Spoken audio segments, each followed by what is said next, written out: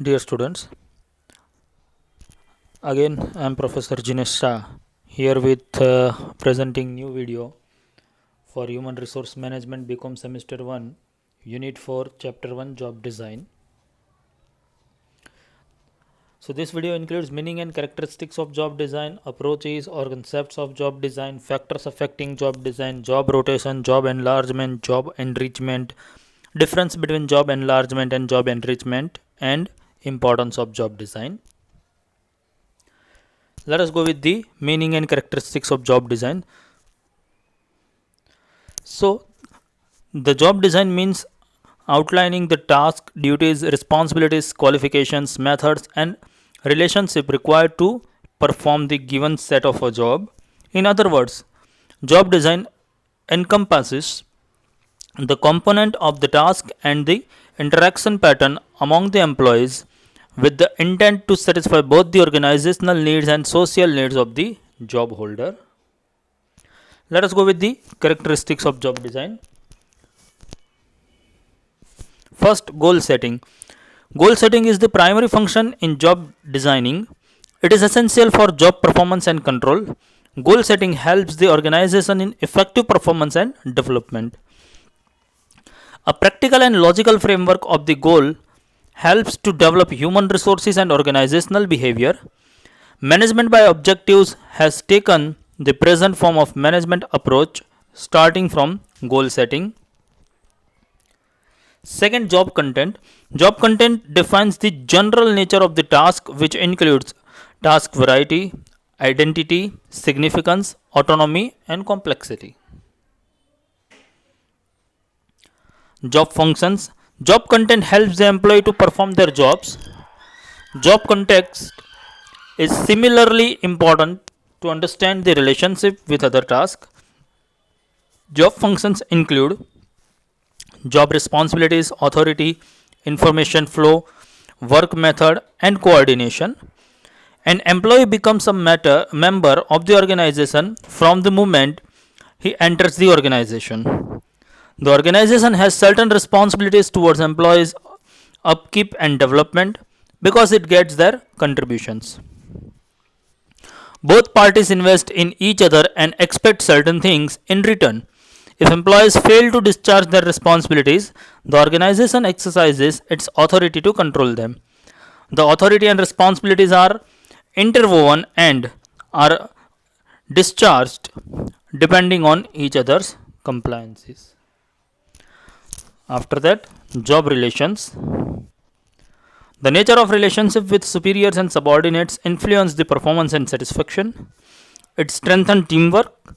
While designing a job, adequate attention is paid to job relations. It is the interpersonal relationship which shapes the future of the organization. If the relationship is congenial and helpful, then in such case an organization will develop.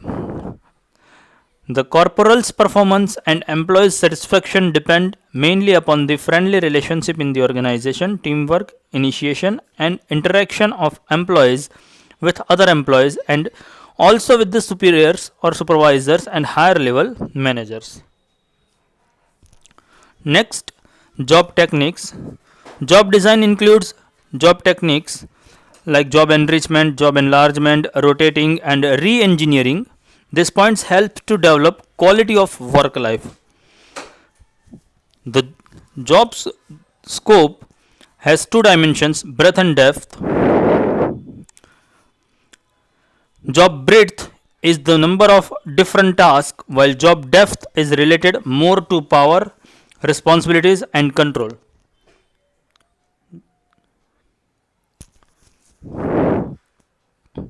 Task accomplishment.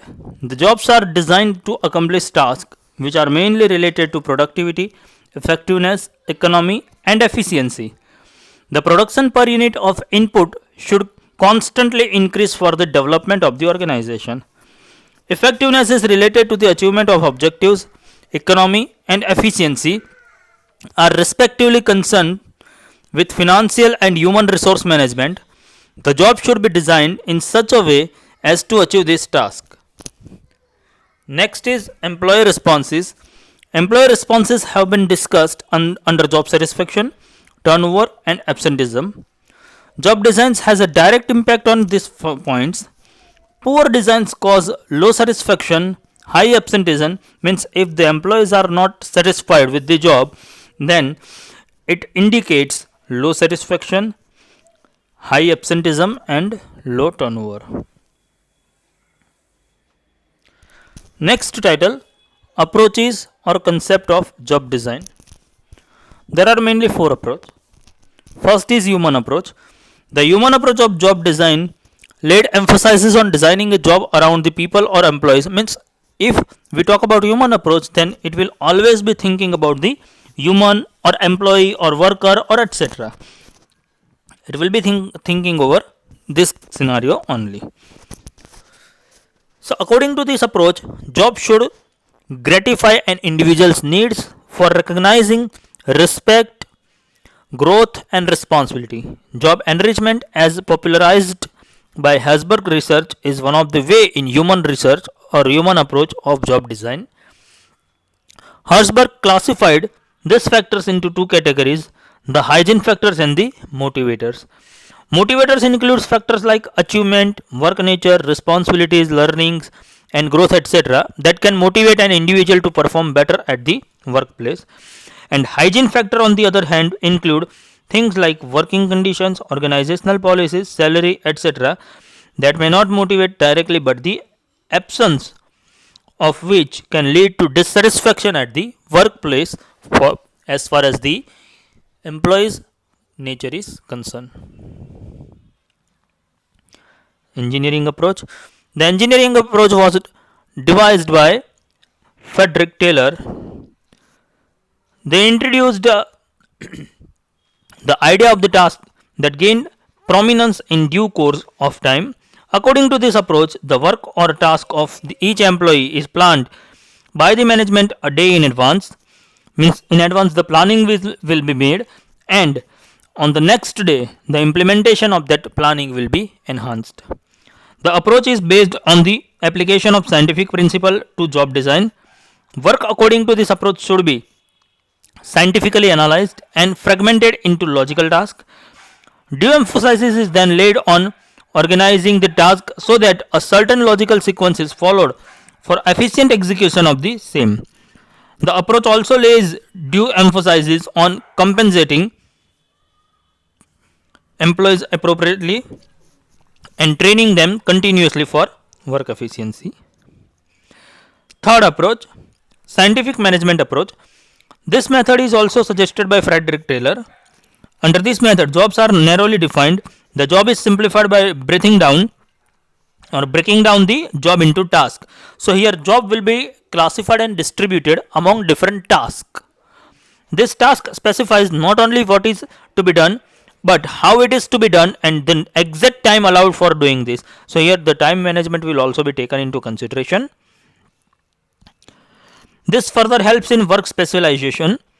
Taylor suggested that job should be designed first and then finding or fitting people to the job should be done. So the first stage must be the finding the foundation of the job, and after that the suitable manpower will be selected or found out according to Frederick Taylor. Last is physio-psychological approach. So according to K.U. Smith, he was the pioneer of this concept. He emphasizes along with physical needs of employees the social needs too. Without this, it is difficult to maintain harmony. Let us go with the factors affecting job design. These are the main bifurcational factors which directly or indirectly give the affection to the job design. First is organizational factor, second is environmental factor, third is behavioral factor. Now what is included in organizational factor? Let us go with that. Organizational factor includes workflow, ergonomics, work practices, employability and availability. It is the environmental factor. So organizational factor includes these three. First, workflow. The flow of work is a firm is in a firm is strongly influenced by the nature of the product or service. The product or service usually suggested the sequence of and balance between jobs if the work is to be done efficiently. For example, the frame of a car must be built before the fenders and the doors can be added later. After the sequence of the job is determined, the balance between jobs is established. Definitely. Second is ergonomics. It is concerned with or connected with designing and shaping jobs to fit the physical abilities and characteristics of individual so that they can perform their jobs effectively. It helps employers to design jobs in such a way that a worker's physical ability and job demands are balanced. Means whatever the physical ability and job demands, they must get balanced through this approach. Third is work practices. Work practices are set ways of performing works. These methods are arise from tradition or the collective wishes of employees. Either way, the human resource department's flexibility to design jobs is limited, especially when such practices are part of a union management relationship. Failure to consider work practices can have undesirable outputs. Means if this work practices fails, the output will be or the outcomes will be undesirable. Next is environmental factors. In them, employee abilities and availabilities, social and culture expectations, these two are being included. So efficiency, as far as employee abilities and availabilities is concerned, efficiency consideration must be balanced against the ability and availability of the people who are to do the work. Means efficiency and ability must be balanced. When Henry Ford made use of the assembly line, for example, he was aware that most potential workers lacked any automobile making experience. So jobs were designed simply and required little training. Therefore, considerable thought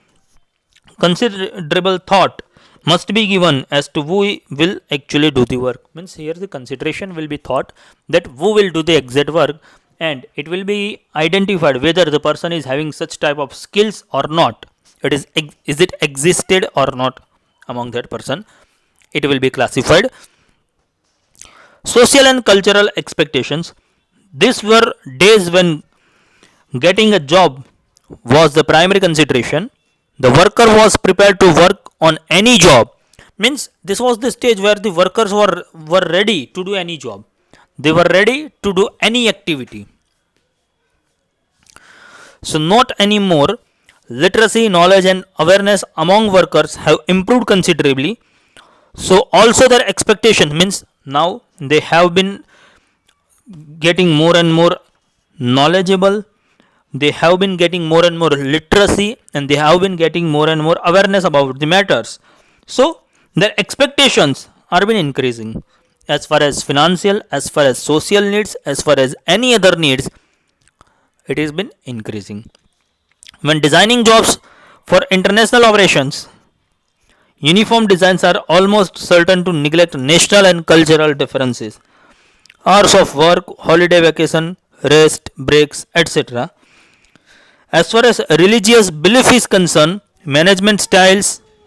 So, as far as religious beliefs, management styles and worker sophistication and attitudes are just some of the predictable differences that can affect the design of jobs across international borders. Nowadays, sophistication, then professionalism, these are the required attitudes among the workers which has been expected from different companies as far as international borders are concerned.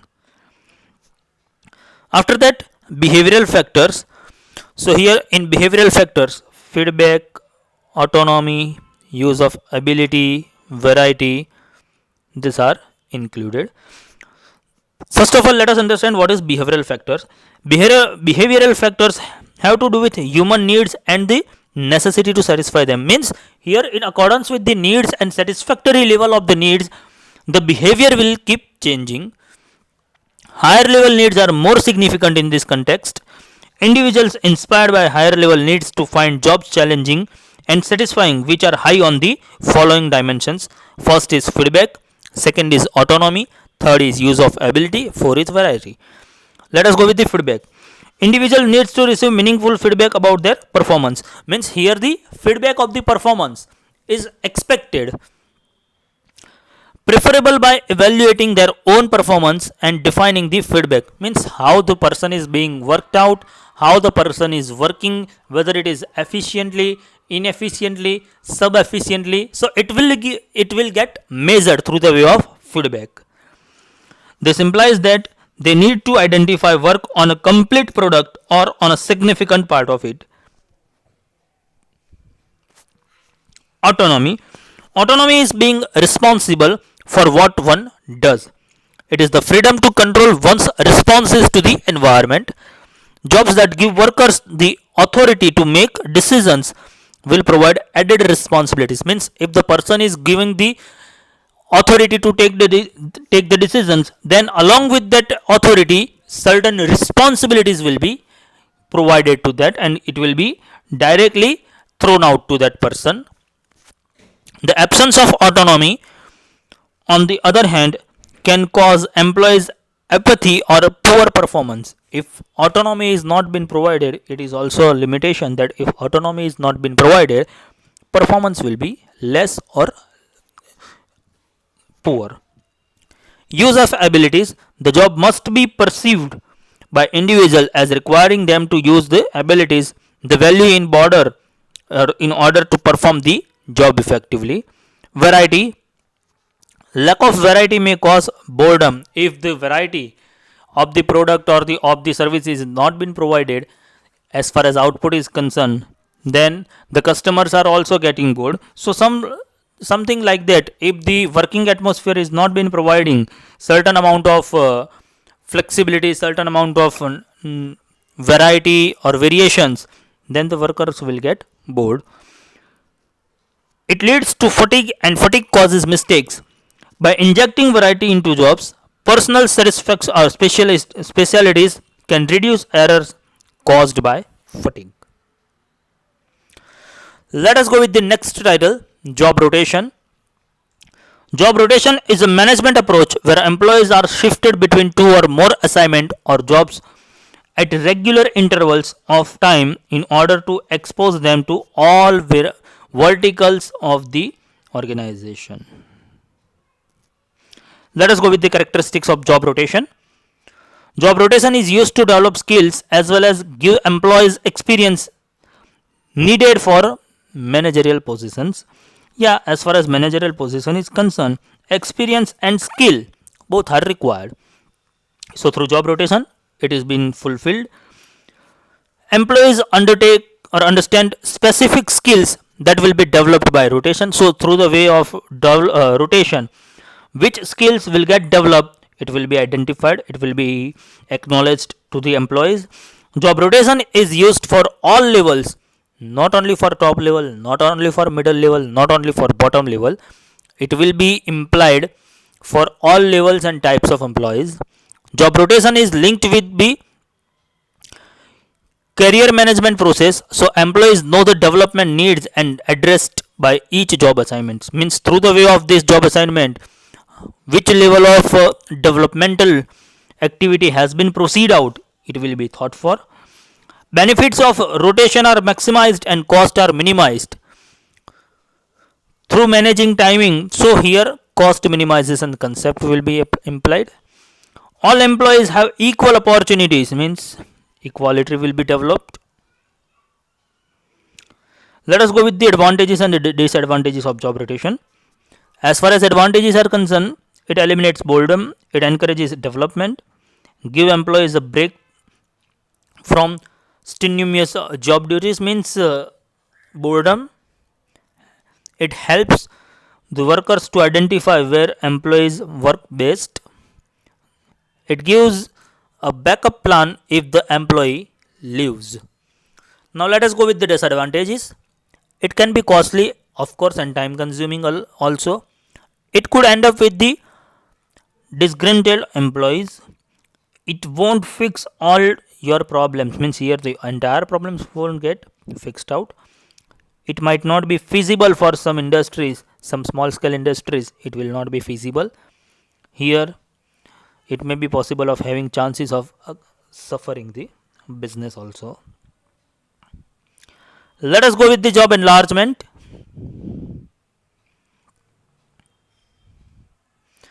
So as for Frederick Herzberg, he gave greater emphasis on job enrichment in his two-factor theory. He assumed that in order to motivate personnel, the job must be designed to provide opportunities for achievement, recognition, responsibility, advancement, and growth. As per Stephen P. Robbins, job enlargement is nothing but the horizontal expansion of a job by increasing job scope. Let us go with the advantages of job enlargement. Variety of tasks, enlarged and meaningful work modules, optimum utilization of abilities, worker paced control, meaningful feedback. So these are the various advantages. Let us go with the one by one. Variety of task means in job enlargement, horizontal loading of the task is there. Increasing the number of tasks can reduce the level of boredom of the employees. Enlarged and meaningful work modules. Sometimes the jobs are enlarged so that one worker completes a whole unit of work or a major portion of it. This will increase the satisfaction of the worker as he can see in his contribution to the entire project. Optimum utilization of abilities means it enlarged jobs tend to better utilize the physical and mental skills abilities of the workers. Enlarged job with optimal level of complexity can create tasks which are challenging but attainable. Worker paced control means in job enlargement, workers move from a machine paced production line to a job which is paced by themselves.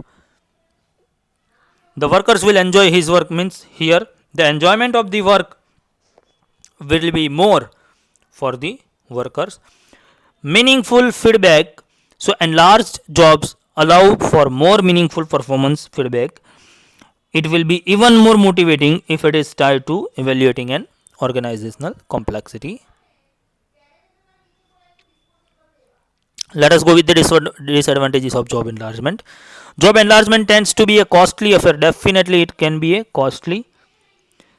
Productivity may fall in the short run due to the introduction of the new system. As the new system has been introduced, so here it may be possible the productivity get reduced. Employee unions often argue for increased pay because of the increased workload. So your financial burden will also be increased. Some jobs may still be routine and boring even after enlargement. So it may be possible that some jobs still will be remaining boring for the workers. Let us go with the job enrichment. According to Frederick Herzberg, so again, let us go with the meaning of job enrichment. Frederick Herzberg gave greater emphasis on job enrichment. In his two-factor theory, he assumed that in order to motivate personnel, the job must be designed to provide opportunities for achievement, recognition, responsibility, advancement, and growth. So he said that if the company or the organization wants to motivate the personnel, then the job must be designed to provide opportunities for achievement, recognition, responsibility, advancement, and growth. Let us go with the characteristics of job enrichment. Direct feedback. There should be a direct feedback of the employee's performance. Employees should be able to get immediate knowledge of the results they are achieving. The job evaluation can be inbuilt in the job or provided by a superior. Let us go with the second one, client relationship. When an employee serves a client or customer directly, he has an enriched job. The client can be outside the organization or inside, it may be possible. New learning. An enriched job allowed the employee to learn more. He should feel that he is growing mentally. An employee who is doing some intellectual work is having an enriched job. Scheduling own work. Freedom to schedule one's own work contribute to enrichment. Deciding when to tackle with means here the freedom will be provided to the workers, that how to do the work and how to tackle the matters. Unique experience. An enriched job has some unique qualities and or features as compared to the other jobs. Control over resources. If you talk about one approach is to job enrichment is that each employee should have control over his own resources and expenses. Direct communication authority. An employee holding the enriched job will be allowed to communicate directly with people who use his output. Personal accountability. An enriched job holds the incumbent responsibility for the result. He receives praise for good work and blame for poor work. Means if positive output is there, he will be praised. He will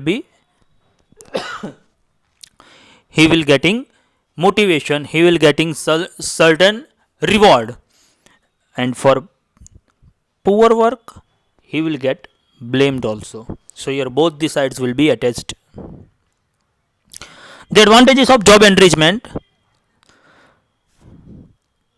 In the routine jobs, the employees find their jobs very boring and monotonous. The number of such employees is generally considered. So to avoid the monotonous and this type of activity, job enrichment will be done. Job enrichment helps in reducing the rates of employees turnover and absenteeism. So it will get help to reduce it. Job enrichment motivates the employees initialized by giving them opportunities. So here the opportunity for growth and advancement will be provided. Task enforcement is made easy with the help of job enrichment and the skill of the workers are increased. The enriched jobs give more job satisfaction definitely. Job enrichment is advantageous to the organization as there is qualitative as well as quantitative improvement will also be generated among the workers. Employees tend to be more creative when they work in an enriching context and of complex and challenging jobs. So they will be finding more and more creativity in the work. Let us go with the limitations also. The first basic problem is that majority of workers do not want the type of change. So here the workers are not ready to get the change. Job enrichment is basically limited to the unskilled and semi-skilled jobs. For highly skilled professionals, it is not been organized. Technology may not permit the enrichment for all jobs with specialized machinery, tasks and processes. It may not be possible to make the jobs very meaningful. Job enrichment is highly costly. Here cost will be generated. Sometimes the employees may prefer to have job enrichment but may not have the necessary capabilities and qualifications to meet the new challenges. So in short run it may be possible. Job enrichment gives negative effect also. People being bored in their jobs, it is likely therefore that after a period of time they will become bored in their enriched job also. So after certain duration also, as far as job enrichment is concerned, they will be facing the same issue. There is generally a tendency on the part of the management to impose job enrichment on workers rather than applying it with their consent. So here the enforcement will be provided from the top management. The top managers and personnel generally apply their own scale of values of challenging and accomplishment to their people's personality. This evokes more resistance from workers. So this is the difference between job enlargement and job enrichment. Job enlargement refers to increasing the number of tasks, whereas job enrichment is that motivational tools which allows more decision making power. Job enlargement, job design techniques will be implied. For job enrichment, management tool will be implied. Job enlargement reduce boredom and monotony, whereas job enrichment make job challenging. For job enlargement, no skill is required. For job enrichment, skill is required. Job enlargement is horizontal expansion. Job enrichment is vertical expansion. Job enlargement remains the same for entire level of as far as responsibility is concerned, whereas for job enrichment, responsibility will increase. For job enlargement, authority will remain same, and job enrichment as responsibility and authority both will increase. Job enlargement, supervisor's direction is required, whereas job enrichment, here self-directed will be provided. Job enlargement is independent, whereas job enrichment is dependent activity. For job enlargement, more supervisory control is required, whereas for job enrichment, it is requirement of supervisory control is comparatively less. Let us go with the importance of job design. The main advantage of job rotation is that is relative with relief with the employees from the boredom and monotony of doing the same job. The employee experiences variety of work, so here variety of work will be provided. The job rotation helps to broaden the knowledge and skills, so here the knowledge and skills will be increased. Job rotation broadens the work experience and employs the turn specialized. It is beneficial for the management also, as well as it is beneficial for the management also, as the management gets employees who can perform a variety of tasks. This method improves the self image and personal worth of the employees. With the help of this method, people become more flexible, so here the flexibility will be provided. Thank you. That is what is about the unit 4 chapter 1. Thank you.